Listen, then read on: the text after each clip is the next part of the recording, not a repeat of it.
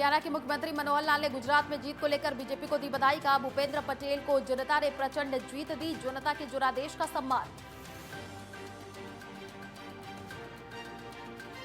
दिल्ली में मुख्यमंत्री मनोहर लाल ने की नीति आयोग के साथ बैठक। कहा, भविष्य के प्लान को लेकर चर्चा की गई। नीति आयोग के उपाध्यक्ष भी रहे मौजूद।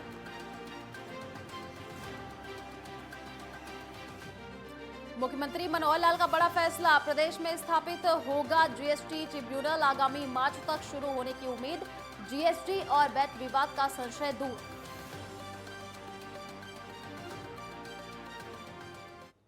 वंदे मातरम, मैं हूं आपके साथ आयुषी गुप्ता। हमारे खास बुलेटिन हरियाणा हलचल में आपका स्वागत है। इस खास बुलेटिन में आपको हरियाणा की प्रगति की खबरों से अवगत कराएंगे। इसमें देखेंगे आप बदलते हरियाणा की झलक। हरियाणा के मुख्यमंत्री मनोहर लाल ने कहा कि प्रदेश में टैक्स करदाताओं और अधिवक्ताओं की सुविधा के लिए जीएसटी ट्रिब्यूनल बनेगा, जिसके आगामी मार्च तक शुरू होने की उम्मीद है। इसके लिए जीएसटी काउंसिल को सिफारिश की जा चुकी है। मुख्यमंत्री ने घोषणा की कि जीएसटी संबंधी समस्याओं के समाधान के लिए हिसार व गुरुग्राम में 2 ज्वाइंट ईटीसी रेंज अपील कार्यालय खोले जाएंगे। मुख्यमंत्री मनोहर लाल ने गुरुग्राम में आबकारी एवं कराधान विभाग द्वारा हरियाणा टैक्स बार एसोसिएशनों के सहयोग से प्रदेश में पहली बार आयोजित किए गए 1 दिवसीय कर संवाद कार्यक्रम में बतौर मुख्य अतिथि शिरकत की। इस दौरान हरियाणा टैक्स बार एसोसिएशनों के प्रतिनिधियों के साथ टैक्स संबंधित विषयों पर विस्तार से चर्चा की गई। इस कार्यक्रम में Haryana state tax bar association के अध्यक्ष तथा करनाल की टैक्स बार एसोसिएशन के प्रधान के अलावा अधिवक्ताओं ने भाग लिया। इस दौरान उन्होंने टैक्स को लेकर आ रही समस्याओं को मुख्यमंत्री से साझा किया। लगभग 2 घंटे तक चले इस संवाद कार्यक्रम में मुख्यमंत्री, उप मुख्यमंत्री के अलावा उच्च अधिकारियों ने जीएसटी और वैट विभाग को लेकर उनके संशयों को दूर किया। मुख्यमंत्री ने कहा कि प्रदेश में जीएसटी संबंधित समस्याओं के समाधान के लिए करदाताओं, अधिवक्ताओं और आबकारी एवं कराधान विभाग के अधिकारियों को साझा मंच प्रदान करते हुए मंडल स्तर पर जीएसटी आमने सामने शुरू किया जाएगा। शुरुआती स्तर पर इसे प्रदेश के सभी 6 मंडलों अंबाला, करनाल, रोहतक, हिसार, गुरुग्राम, फरीदाबाद में शुरू किया जाएगा। इसमें प्रत्येक महीने में एक बार करदाता, टैक्स अधिवक्ता और अधिकारी मिलकर टैक्स संबंधित समस्याओं का निवारण करेंगे। इसके अलावा मुख्यमंत्री ने जीएसटी के लिए वॉलंटरी रजिस्ट्रेशन को बढ़ावा देने का आह्वान भी किया है और कहा है कि 1 साल में सर्वाधिक रजिस्ट्रेशन करवाने वाले 3 अधिवक्ताओं को सम्मानित किया जाएगा। करदाता और विभाग के बीच में जो एक ब्रिज का काम करते हैं, एक सेतु का काम करते हैं, वो आप सब लोग हैं। तो वो स्वाभाविक है कि आपके माध्यम से जो विषय आएंगे वो करदाता की कठिनाइयां वो भी सामने आएंगी और जो डिपार्टमेंट के विषय हैं वो भी आपके माध्यम से करदाता तक पहुंचेगा। तो एक सार्थक ये पहल है। और मैं तो बैठे बैठे विचार कर रहा था कि भले ही कर संग्रहण आपके द्वारा एक सेतु के रूप में हमारा जीएसटी के माध्यम से हमारा एक्साइज टैक्सेशन डिपार्टमेंट ये करता है, लेकिन उसकी एक बड़ी जिम्मेदारी उस टैक्स का बाद में उपयोग वित्त मंत्री के नाते मुझे भी एक सुविधा हो जाती है कि कैसे कैसे उसको खर्च करना है। तो इस नाते से वो भी एक उत्साह मन में यह था कि हम जितना ज्यादा कर संग्रहण कर सकें उतना ज्यादा प्रदेश का बजट बनाने में भी हमको सुविधा होगी और हम जन सेवा के नाते से उसका उपयोग भी ठीक से कर सकेंगे। मुख्यमंत्री ने टैक्स अधिवक्ताओं द्वारा रखी गई मांग को ध्यान में रखते हुए प्रदेश के प्रत्येक जिला में टैक्स संबंधित विषयों से जुड़ी पुस्तकों की लाइब्रेरी खोलने की भी घोषणा की है। उन्होंने कहा कि यह लाइब्रेरी डीआईटीसी कार्यालय परिसर में खोली जाएगी। इसके साथ ही टैक्स बार एसोसिएशन के बैठने के लिए वहीं पर कैंटीन की सुविधा वाले प्रतीक्षा हॉल भी बनाया जाएगा, जहां टैक्स संबंधित सुनवाई के लिए कार्यालय में आने वाले टैक्स अधिवक्ता अपने करदाताओं के साथ बैठकर विचार विमर्श करने के साथ साथ अपनी बारी का इंतजार भी कर सकेंगे। उन्होंने हरियाणा टैक्स बार एसोसिएशन और Haryana state tax bar association के माध्यम से प्रदेश के सभी टैक्स अधिवक्ताओं से आह्वान किया है कि वह ज्यादा से ज्यादा संख्या में वॉलंटरी रजिस्ट्रेशन करवाने में सहयोग करें। क्योंकि जीएसटी के लिए कोई एक रिफ्रेशर कोर्स, इसका प्रशिक्षण, इस पर जोर देना चाहिए हमको। वो चाहे एडवोकेट्स तो स्वाभाविक है, जो बार एसोसिएशन हमारी टैक्स लॉयर्स की है वो तो रजिस्टर्ड हो ही गए। इसके अलावा व्यापारियों में से भी अगर कुछ आकर के उसमें ट्रेनिंग लेना चाहे, या जो डिपार्टमेंट के लोग हैं उनमें भी सब लोगों को अभी वो सारी प्रोसेस पता नहीं है, तो ऐसे ट्रेनिंग प्रोग्राम्स ये चलाने चाहिए। इससे भी सुविधा जो है बहुत हो जाएगी। तो मैं तो कुछ बातें जो मुझे बैठे बैठे ध्यान में आई हैं वो सब आपके सामने रखी हैं। और इसमें एक विषय आया है ट्रिब्यूनल का। पहले जो रेंज की बातें हो गई कि 2 नई रेंज ये हमने शुरू करने का 1 जनवरी से कह दिया। ट्रिब्यूनल का जहां तक विषय है वो जो सीएसटी काउंसिल के अंदर हमने वो लिख के दिया हुआ है, और मैं पूरा भरोसा है जो उन्होंने लिमिट रखी हुई है उसके अंदर एक हिसार में है, और दूसरे ट्रिब्यूनल की जो मंजूरी हमें मिल रही है अगले 31 मार्च तक गुरुग्राम में ये ट्रिब्यूनल खुल जाएगा, ऐसा हमारी ओर से योजना है।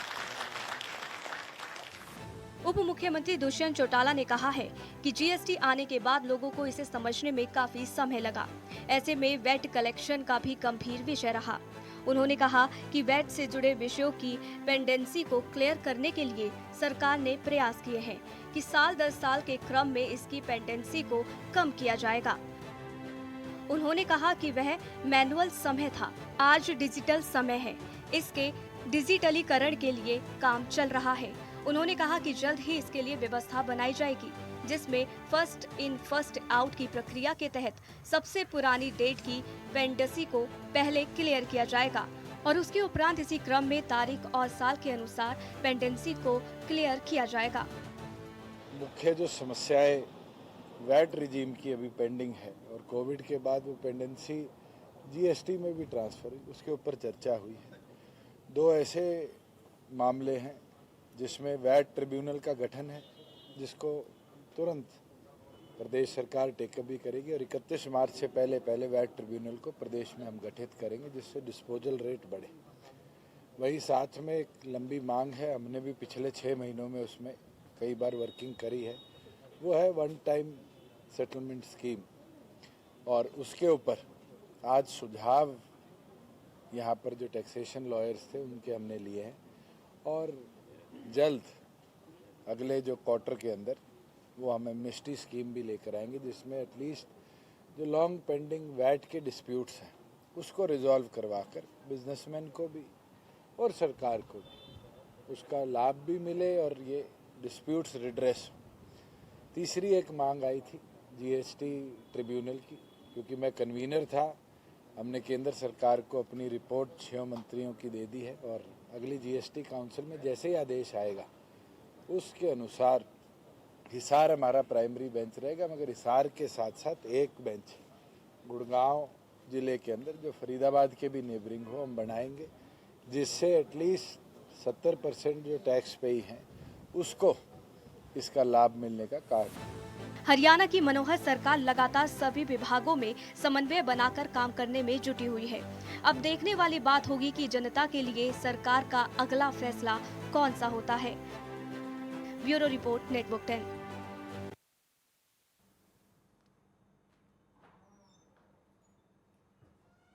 राजधानी दिल्ली में स्थित हरियाणा भवन में मुख्यमंत्री मनोहर लाल की नीति आयोग के अधिकारियों के साथ बैठक की। इस बैठक में नीति आयोग के वाइस चेयरमैन के साथ नीति आयोग और हरियाणा के अधिकारी भी मौजूद रहे। साथ ही भारत के डेवलपिंग प्लान में हरियाणा की भागीदारी को लेकर चर्चा की गई। बैठक के बाद सीएम मनोहर लाल मीडिया से रूबरू हुए। उन्होंने कहा कि नीति आयोग से समय समय पर मार्गदर्शन मिलता रहा है। प्रधानमंत्री नरेंद्र मोदी की अध्यक्षता में नीति आयोग के रोडमैप को समझा है। सरकार द्वारा किए गए कार्यों का नीति आयोग के सामने विवरण रखा है। नीति आयोग के उपाध्यक्ष सुमन बेरी ने कहा कि प्रधानमंत्री नरेंद्र मोदी का सपना 2047 तक भारत विकसित राज्य बने। इन्हीं मुद्दों को लेकर हरियाणा के साथ विचार और सोच की साझा किया। उन्होंने कहा कि हरियाणा पहले से ही दूसरे राज्यों से कई मामलों में बेहतर आने वाले वक्त में क्लाइमेट चेंज, पानी और अधिक रोजगार उपलब्ध एक चुनौती कराना हो सकती है।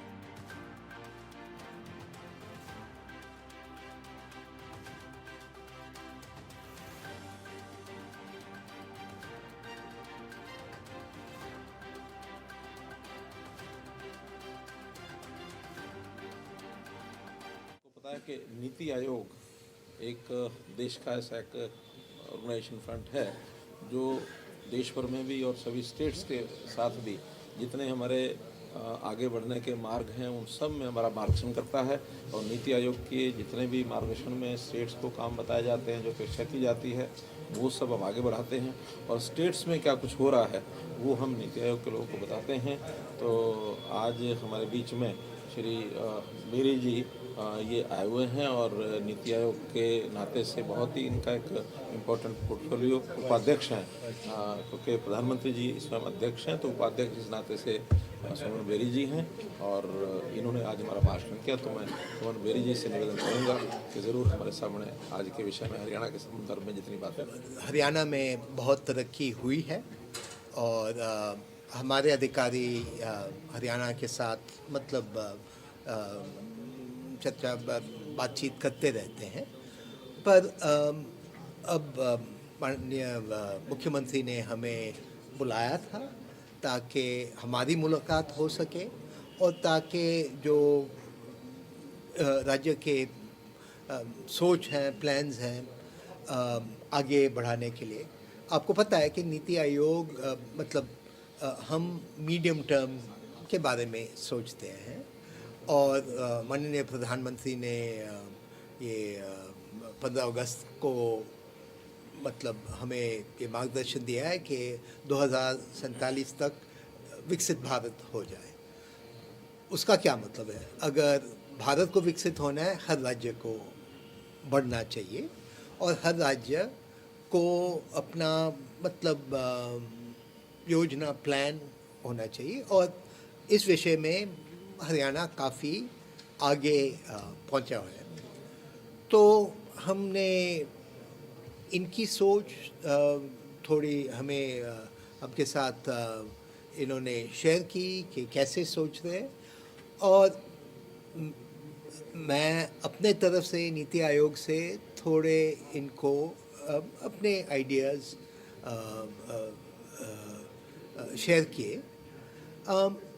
बात है कि भारत के मुकाबले में हरियाणा अभी थोड़ा ऊंचा है। तो अगर भारत विकसित हो जाए तो हरियाणा और भी उससे बढ़ जाएगा। इसका ये मतलब है कि आजकल के जो देश हैं जो मतलब मिडिल इनकम या मिडिल इनकम से ज़्यादा विकसित माने जानते हैं ना, अब ये यूरोप वाले नहीं पर लैटिन अमेरिका। और मैंने ये सुझाव दिया कि जहाँ हम इस राज्य पहुँचना चाहता है वो मतलब और देशों को देख सकते हैं और हम उनको सहायता देंगे। दूसरी बात है कि आगे जाके क्लाइमेट चेंज का मतलब चुनौती होगा, पानी का चुनौती है, रोज़गार का चुनौती है। तो इन सब विषयों पे मतलब हरियाणा का स्ट्रैटेजी क्या होना चाहिए, इस बारे में थोड़ी हमने बस व्यूज़ एक्सचेंज किए।